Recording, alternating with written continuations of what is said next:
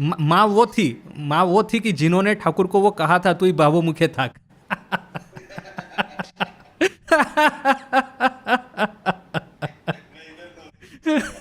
ना, beyond everything, beyond all. माँ का क्या रोल था, वही आपने पूछा ना। तो देखिए कि ठाकुर जब निर्विकल्प समाधि में प्रवेश कर चुके थे, तब उन्होंने क्या कहा, जो कहा which is contrary to everything for which Vedanta stands. Thakur ने कहा कि मुझे माँ का आदेश मिला कि तू भावमुखे था। तो अभी देखिए कि वेदांत इस बात को कोई किसी तरह से वो मतलब किस लॉजिक के साथ बताएगा कि माँ वहाँ पे है। हमको यदि वेदांत पढ़ेंगे तो ब्रह्मन के ऊपर में माया का एक आवरण लगता है। तो समष्टि माया जब होती है, समष्टि अज्ञान, तो उसमें से ईश्वर प्रकट होते हैं। ईश्वर यानी कि माँ या तो शक्ति। और जो व्यष्टि अज्ञान का जब आवरण होता है तो जीव और जगत प्रकट होते हैं। तो जब ये अज्ञान रूपी आवरण जब हट जाएगा, तब तो ना ही ईश्वर रहेगा ना ही जीव जगत रहेंगे, तो ब्रह्मन ही सब कुछ है। तो जब आप ब्रह्म में भीतर में जब प्रविष्ट हो गए हैं, तो वहां पे माँ आकर के आपको कैसे बताएगी कि तू भावमुखे था, which is contrary to every Vedantic concept, जहां तक मैं समझता हूं वेदांत को। तो आज यदि प्रश्न होगा कि वो माँ कौन है हमारी, तो वो है कि ब्रह्ममयी, ब्रह्म से भी ऊपर में है, और ठाकुर को आदेश देती है कि तू ही भावमुख्य था। आप देखिए कि जहां आप नेति नेति कर रहे हैं उस समय माँ है, क्योंकि नेति नेति आप कब कर रहे हैं, आपको अज्ञान से परे जाना है बोल करके आप नेति नेति कर रहे हैं, तो आप अज्ञान के इलाके में है और माँ वहां पे उपस्थित है। और जब आप इति इति करके वापस आते हैं तो फिर भी अगेन आप अज्ञान के इलाके में आ जाता है। हालांकि वो सात्विक अज्ञान है, सात्विक माया है, किंतु फिर भी माया स्वीकार की है आपने, तो वो आप फिर से जब इति इति करके वापस आ गए, तब आपको फिर से वो माँ दिखाई देगी। बट और ऐसा प्रूफ भी है हमारे पास में, जबकि वो सर्वप्रथम जब निर्विकल्प समाधि में ठाकुर जब जा रहे थे, तब वो जितनी भी बार आंख बंद करते हैं माँ का दृश्य सामने आ जाता है, तो अपने खुद पे नाराज हो जाते हैं। फिर तोतापुरी क्या करते हैं कि उनके कपाल में भ्रू मध्य पे वो कांच का टुकड़ा मार देते हैं। फिर वो कहते हैं जो दर्द हो रहा है, पीड़ा हो रही है, उस पर मन को फोकस करो। अब वो मन को फोकस करते हैं, उसके बाद में जब माँ आ जाती है तो माँ को ज्ञान रूपी खड्ग से काट देते हैं। जैसे ही माँ को ज्ञान रूपी खड्ग से काट दिया, हु करके निर्विकल्प समाधि में चले गए। तो फिर निर्विकल्प समाधि में माँ वापिस कैसे आ गई? How is that even possible? किंतु आप जो कहते हैं ना, वो कब है कि आप वन स्टेप नीचे होकर के आप यह कह सकते हैं कि ब्रह्म शक्ति अभेद। क्योंकि शक्ति जो है, ठाकुर खुद क्या कहते हैं, जब स्थिर है तो ब्रह्म कहता हूँ, जब कार्य करती है तो शक्ति कहता हूँ।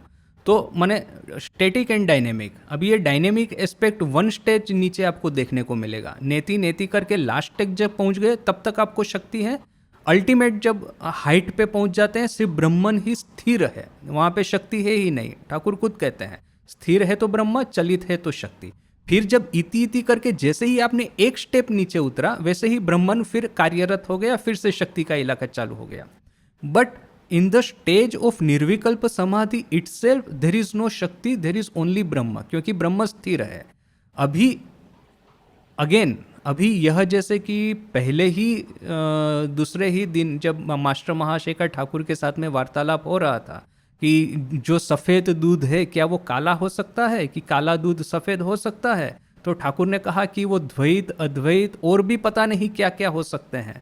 तो आजकल के क्वांटम डायनेमिक्स में इसको सुपरपोजिशन कहते हैं। कोई भी इलेक्ट्रॉन होता है तो कोई कहेंगे कि इलेक्ट्रॉन का जो है स्टेटस वो या तो फिर क्वांटम कंप्यूटर के बारे में कहे कि वो 0 और 1, ये जो होता है ना ट्रांजिस्टर, उसकी दो पोजीशन होती है बाइनरी लैंग्वेज की, कि 0 है और 1 है। तो ये 0-1 की लैंग्वेज पे पूरा सब कुछ बना है, ये डिजिटल कंप्यूटर साइंस। किंतु ये जो कंप्यूटर साइंस, जो क्वांटम कंप्यूटर है, वो कहते हैं कि ये जो होते हैं 0 और 1, ये सुपर पोजिशन में होते हैं, यानी कि 0 और 1 दोनों एक साथ में है। This is establish science. Quantum dynamics में ये कहते हैं कि ये सुपर पोजिशनिंग हो सकता है, यानी 0 और 1 दोनों एक साथ में हो सकते हैं। इलेक्ट्रॉन का अप स्पिन डाउन स्पिन दोनों एक साथ में हो सकता है। जबकि क्लासिकल साइंस कहता है कि या तो अप होगा या तो डाउन होगा, या 0 होगा या 1 होगा, सुपर पोजिशन नहीं होगा। तो यहाँ पे जब अल्टीमेट जब पहुंच जाते हैं तो वेदांत कहता है, ट्रेडिशनल वेदांत, कि देयर इज ओनली वन और दैट इज ब्रह्मन। जब आप एक स्टेप नीचे आएंगे तब शक्ति होगा, या आप नेति नेति करके वो या तो फिर इति इति करके, किंतु वन स्टेप नीचे शक्ति होगा।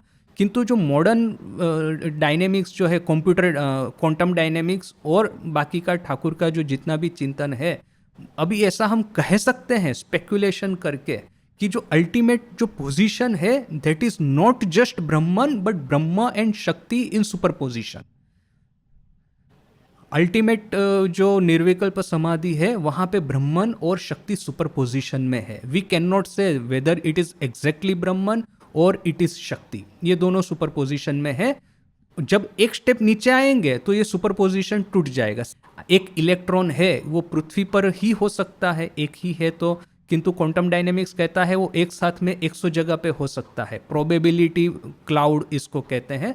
और यदि आप उसको मेजर करेंगे तो फिर एक ही जगह पे हो जाएगा, पृथ्वी पे है तो पृथ्वी पे हो जाएगा।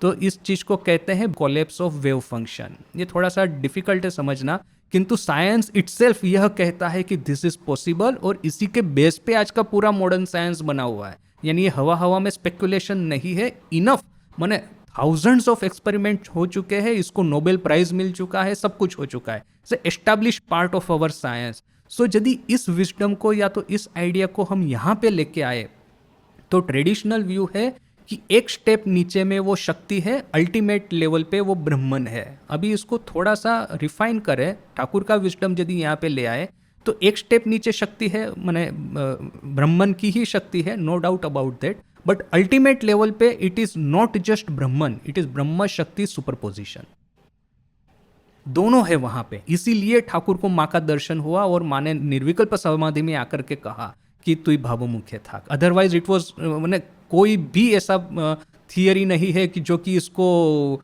जस्टिफाई कर पाए। How is this even possible कि निर्विकल्प समाधि में ईश्वर आके दर्शन दे।